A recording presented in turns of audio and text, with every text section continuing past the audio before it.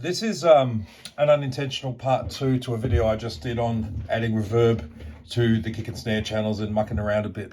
I'm using the Isla S2400 with the DSP card installed, and what I'm going to do now is add a driven sort of compression sound to that kick. So that's where we got up to in the last video, a little touch of reverb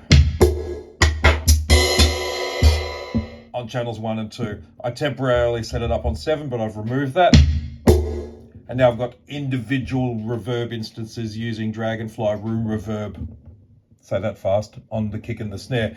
So I'm hitting bank 0, I'm in the DSP mixer, I'm hitting shift F1. If I'm moving too fast, go back to the other video. Now I'm in bus 1, which is the output for the kick.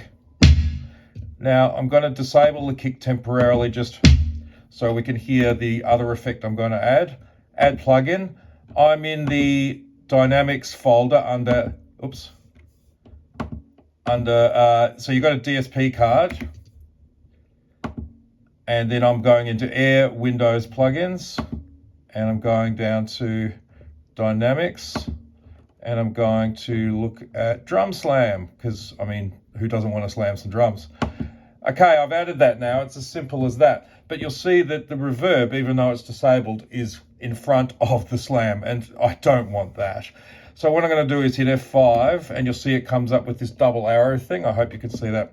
I use the cursor to move upwards, and I press the button, the knob, whatever, and now Air, Windows, Drum Slam is in front of the room reverb, which is exactly what I want.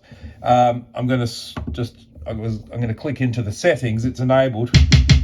And I think that's pretty much the vanilla sound. What we do is we click here and we use the fader. So yeah, the minimum is 1.000. The maximum is 4.000. Oh! I think my neighbour is going to come and knock on the door. Not because it's loud, just because it sounds so fucking good. They're going to turn up and say, Steve, your kicks are usually great, but that one, oh my goodness. That one at 2:21 in the afternoon, perfect. Yeah, okay. So that is adding the Air, Windows, Drum Slam. Let's see what these ones do. Again, that's at maximum for output, and we're maximum dry wet setting. Now, dry wet setting, you don't always want 100% wet. I don't know why I'm telling you guys this, you probably know.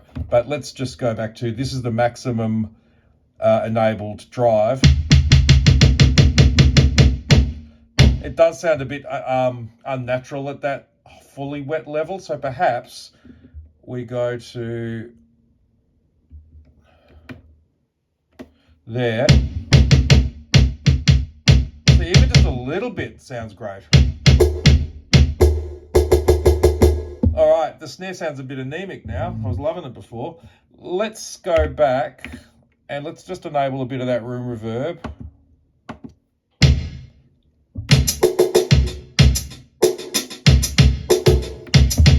Okay.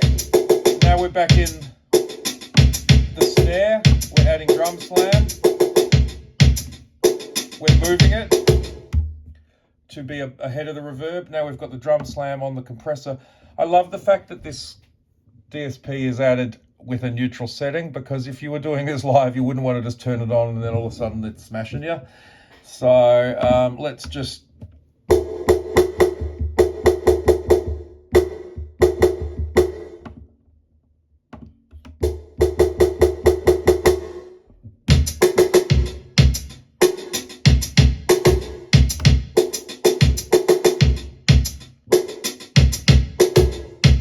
So the other thing I need to do on this beat is to set up those snares so they're not the same velocity, but I'm not going to do that right now. So anyway, that demonstrates reverb and I guess some drive or compression using the DSP card on the S2400.